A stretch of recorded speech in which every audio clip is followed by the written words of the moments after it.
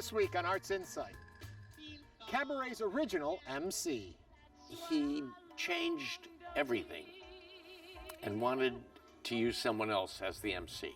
The mind behind a childhood classic. You know, the story of Neverland has to be magical in any way you tell it. Theater actors hone their craft. Keep showing up, keep bringing your best game, keep bringing your best generosity. And an inside look at the puppet star of Warhorse. Within minutes, this sort of almost skeletal horse becomes extremely real. I'm Ernie Manous, and it's time to get...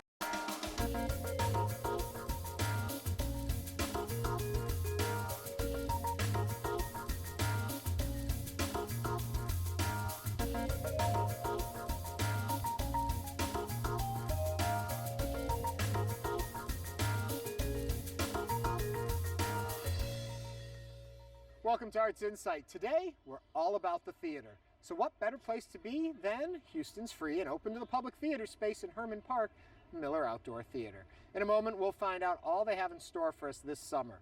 But first, he's played a wizard, a devil, a con man, and an MC. And along the way, he's won an Oscar, Tony, and Golden Globe. He is actor Joel Grey. Welcome and bienvenue. Welcome. When you see the film Cabaret, what do you think? Well, I saw it recently. They had a big showing at Grauman's Chinese. Oh, wow. With a new print. You know, the performances, she's amazing. Michael York is amazing. Bob Fosse's work is amazing. And I can't talk about myself because I don't know who that is up there. Well, I think the Academy Award says you were amazing, too. Oh, okay. As time goes by, and there's enough space, and you've seen it, you know, quite a few times. I don't see it for, you know, sometimes at 10-year periods. You're sort of, you know, curious and wondering whether or not you could have done that a little differently. But there was 2 or 3 years when we didn't know whether it was going to happen at all. Musicals were not very much in vogue at the time. Whether it was going to be made at all was hanging in the balance. And they finally did.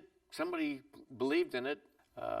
They forged ahead, and they made a wonderful script that was, in fact, changed the shape of musicals to come. Everybody loves a winner. He really had an eye and an ear and a nose for this piece. And it was very interesting because he wanted to make it totally different from the Broadway show. He changed everything and wanted to use someone else as the MC. And I, of course, took it personally and was devastated. And the producers, you know, he had to go through his casting process and meeting other people, and meanwhile I'm just sitting waiting. And finally it was, I guess, about 6 weeks before shooting was to begin in Munich, and Bob came into this meeting with the producers and the movie heads, and he said, okay, this is the moment of truth. It's either Joel Grey or me. And the producer said, then it's Joel Grey. Wow. Crazy, right? Yeah. So that made for a very interesting working relationship. In a certain way, I think that edginess in some way fed what he and I were doing together. And I had such great, and still do have such great admiration for his work. And he was stuck with me. I went back on YouTube just the other day to look at you receiving your Academy Award. I can't even imagine what you must have been thinking at that moment. Oh, I'll tell you exactly what I was thinking. Good, that's what I was hoping. Joel Grey and Cabaret. I was thinking Al Pacino was going to win. Right. I was certain. Well, Godfather was just such a sweet, big film. It was a non-musical performance, and he was phenomenal. So when they said my name, it was pretty exciting. I think I always wanted to do television and film, but there was something inside of me that always drew me back. to New York and to the theater. It's my first love.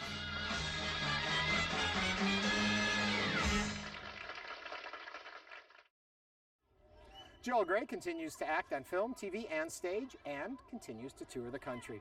And a wonderful place to see and hear a show is right here at Miller Outdoor Theater in the heart of Herman Park in Houston. And to tell us all about the great things still to come this summer is the theater's managing director, Sissy Siegel Davis. Hello, Sissy. Hello, Ernie. You always Welcome have, back. yeah, thank you. You always have such wonderful things going on here. It's so exciting. This is just the best place in Houston to come and see musicals, symphony, Shakespeare, whatever it is, we got it, and it's right here in the heart of Herman Park. And it's free. Before we get into what people can see Yes. still this summer here, tell me a little bit about who picks and how you decide what the season is built with. What we do here at Miller, the Miller Theater Advisory Board, is charged with programming. So we run a grants program for Houston performing arts groups and community organizations who apply once a year with an idea for a show or a production. And if they're given a grant, they have to match the grant that we give them. So it's a public-private partnership.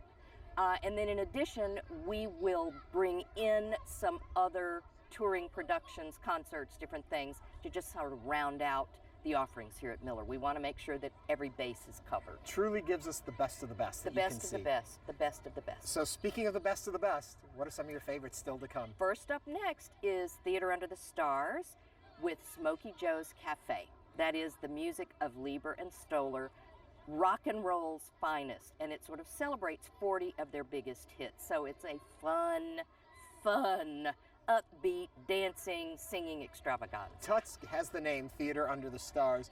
If the story I know is true, because it started out here under the stars. No question about it. Their very first performance in 1968, when this venue was built, was one performance of Bells Are Ringing in September, and they have been out here every year since then with one or more musical theater offerings. So when folks see them downtown, think, why are they called Theater Under the Stars? They should be seeing them here. They should be seeing them here. What else is coming up?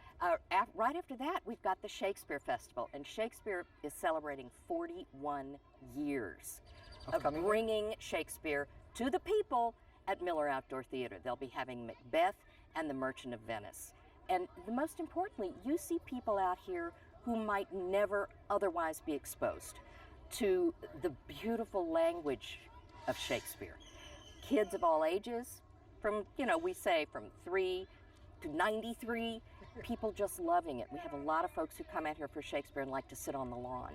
Last thing before I let you go, there's so much more in the season. Where can people go on the web to find out? www.Miller Outdoor Theater, and that's TheaterE.com. Thank you so much, Sissy. Thanks, Ernie. Next, we get a behind-the-scenes look at the production, Finding Neverland.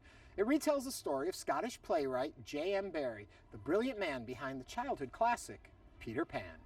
Finding Neverland follows J.M. Barrie, the failing Scottish playwright who turned his career around with Peter Pan in 1904. Directed by the American Repertory Theater's Diane Paulus, the show mines the fantastic, the whimsical, and the magical.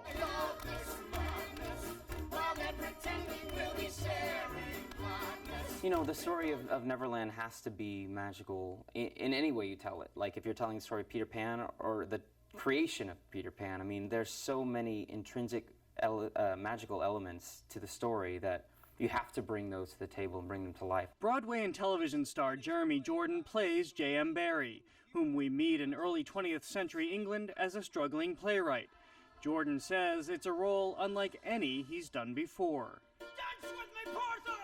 I'm just running and jumping and breathing and completely exhausted. It's more vocally taxing than anything I've ever done. I'm just speaking and yelling and belting and singing and everything that you could possibly imagine. And then on top of that, it's emotionally exhausting. Beauty and love there forever and eternity.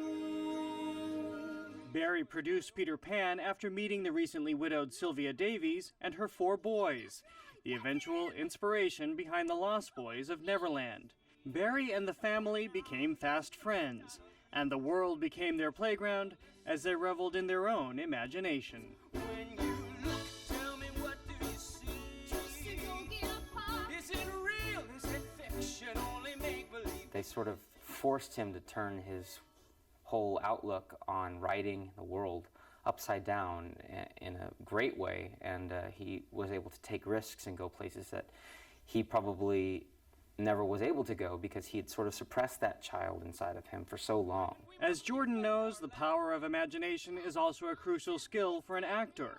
By returning to the childlike innocence of make-believe, Jordan says he's grown as an actor and as a human being. You can, pretend that you're something incredible, even if you're too scared to do that in real life. And I think over time it tends to affect you as an artist. And as I've been an actor longer and longer and longer, I've opened up more as a person, and I've began to take more risks in my own life in terms of exposing, all the things that are inside. And so, I mean, it's had a great positive effect on me. Laura Michelle Kelly plays Sylvia Davies.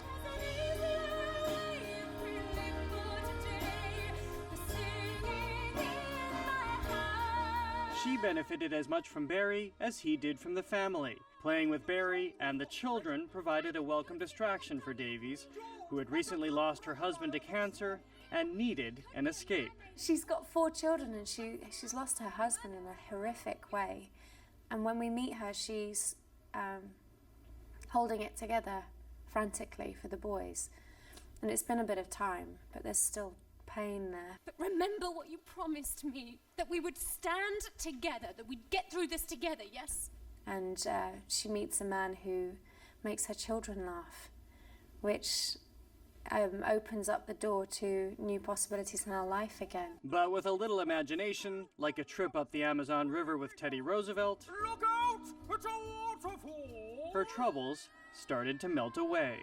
One of the most exciting parts of the show, says Kelly, is working with the 4 child actors who play her sons. These kids are amazing.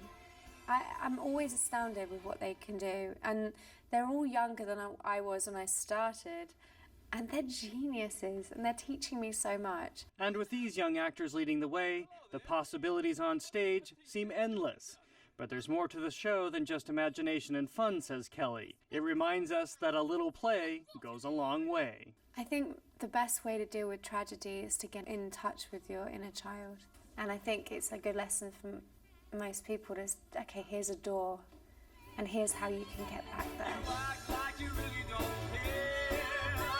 But how does it feel to be floating on air? To find out more about Finding Neverland and many other great shows playing on Broadway, visit broadway.com. Next, we drop by the historic Wisconsin estate of Broadway legends Alfred Lunt and Lynn Fontaine, where accomplished theater actors are invited to hone their craft under a master teacher. It's a gathering of masters, both master teachers and master artists. And in this atmosphere at 10 Chimneys, it's joyful because we are also honoring the gifts that the Lunts gave to the theatrical community and American theater history. 10 Chimneys is the estate of Alfred Lunt and Lynn Fontaine, who were the premier stage actors from the 20s to the 60s. We're here to help further American theater, and that's in many ways through education, through training, through development, and through legacy building. The Lynn Fontaine Fellowship Program is the preeminent fellowship program for actors to have a minimum of 20 years of acting experience. We find that at that stage, that's when the rejuvenation may be necessary. At 20 years, you're mentoring others just naturally, but this is where the mentors come to be mentored. We have 10 fellows from all around the country, all among the best in their craft. They are energized, committed, passionate, lovers of the theater. You can see why they are the best at what they do. The Lunt Fontaine estate is a treasure. It's a jewel, and Wisconsin has it. And to be able to access this resource and not only have Milwaukee theater honored, but the Lunt Fontaine estate and their legacy, to have that honored as well is just really, really exciting. This is such an amazing group of people who have spent their lives continually showing up, continually pushing the boundaries, continually redefining excellence and vulnerability, which is really a fascinating quality in all of these people, that as professional and as trained and disciplined as they all are, they're all enormously vulnerable. And that's an exciting thing for both other performers and for audiences.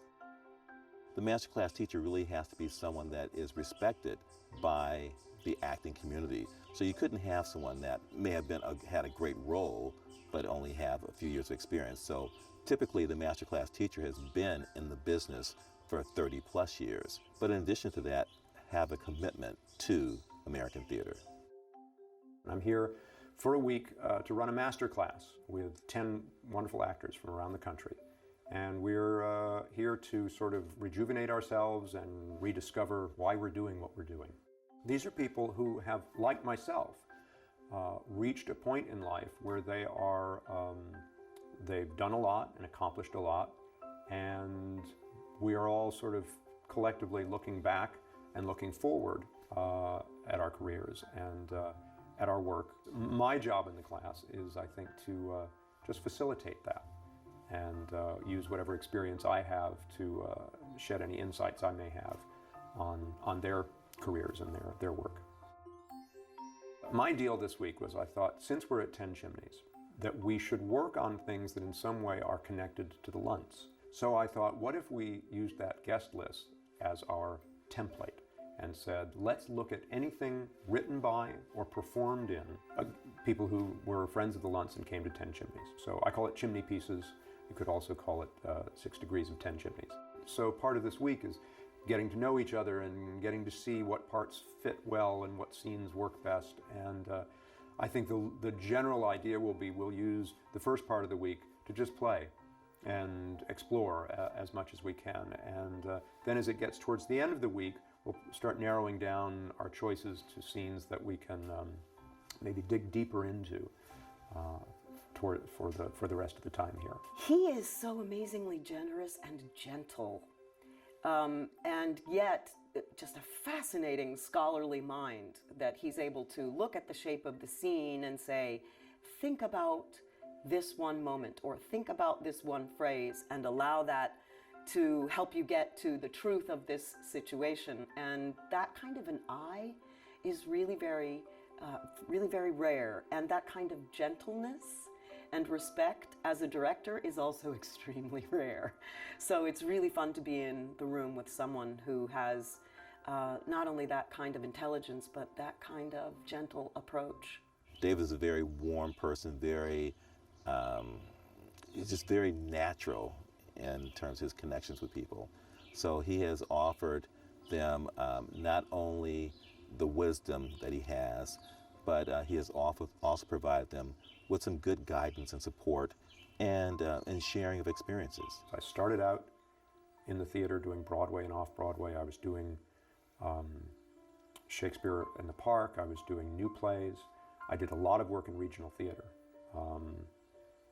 Probably the formative years of my acting were spent in regional theater, at the Guthrie, at the Goodman, at the Long Wharf, places like that. And then I've gone away and done television. And probably most importantly, I came back. And ever since Frasier ended, I've been doing theater because that was my first love and that is what I find most fulfilling. So that's a kind of a broad range of experience that may give me some perspectives on things that are useful. But above all, I think it's that belief in love of and commitment to the theater. One of the things that's happened in the conversations that the fellows have been having is that we've all discovered that no matter what checklist there is about whether you're good at this or whether you should pursue this, those of us who are here just keep showing up. That we refuse to take no for an answer, that we refuse to let someone else define beauty or talent or success, that we just keep saying, I'm going to keep showing up. And that's right now what I'm taking away from this is keep showing up, keep bringing your best game, keep bringing your best generosity, keep bringing your best intelligence, and good things will happen. The essence of a program like this is being willing at a later stage in your career and in your life to take a chance, to open yourself up to possibilities, so that at a time in life where it's very easy to start shutting down and start narrowing your choices and feeling like you have to protect, be able to embrace uncertainty, because this place is full of those things and full of magic. I hope that they leave here inspired. I hope that they have made discoveries about themselves or about their technique. And I've hoped they've been exposed to a world of the theater that they maybe never knew or had lost touch with, because some of these plays don't get done so much anymore. I hope they leave full of lunts. For more information, visit 10chimneys.org. And finally tonight, we step on stage and meet the talented puppeteers behind Warhorse. So how do they breathe life into the star of the show, Joey the Warhorse? You are about to find out.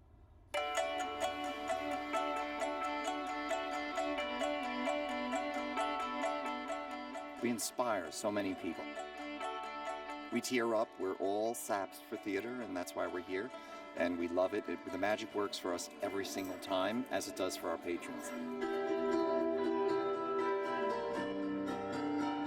Proctor's is a complex of theaters, and we have the main stage at Proctor's, and we have the GE Theater at Proctor's, where we are right now, which was built during our reconstruction. It has 400 seats, and it's a nice complement to our much larger main stage.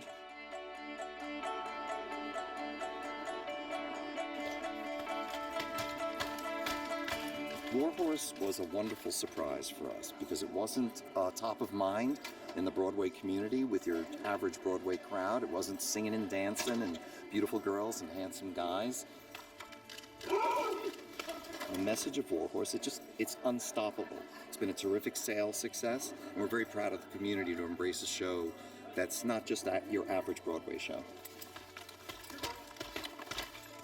In 2004, an associate director came to the National Theatre of Great Britain, and he knew immediately coming in that he wanted to work with this puppet company, the Handspring Puppet Company, based in South Africa. The inspiration for this horse actually came from a show that Handspring Puppet Company did before in the early 2000s called Tall Horse, which was a show about a giraffe. And the National Theatre of London had been visiting Handspring Puppet Company, saw that show. There was some kind of talk about it, and then Handspring was approached and said, "This is perfect. We can, you know." So they started on prototypes for making these horses. It took them a really long time to figure out how to make a lot of the mechanisms work. Most importantly, how to make a puppet bear weight and be able to move on stage. And they had lots of different ideas that they tossed out before they landed on this. From that, one thing led to another, and they decided to create this piece of theater. They mounted the first production in 2007 at the National Theatre, and then it moved eventually to the West End. There have since been productions all over the world. The show starts and you see these three puppeteers with this horse on stage, and within minutes you don't see them anymore and you just see a horse. The three of them really work together to make you just see an animal on stage for the duration of the show. I'm the hind puppeteer. We work on Joey and Topthorns. I'm the heart puppeteer. I'm the head puppeteer. And the three of us work together to create the character of Joey. Both his emotional life, his physical life. Everything that you see is the three of us.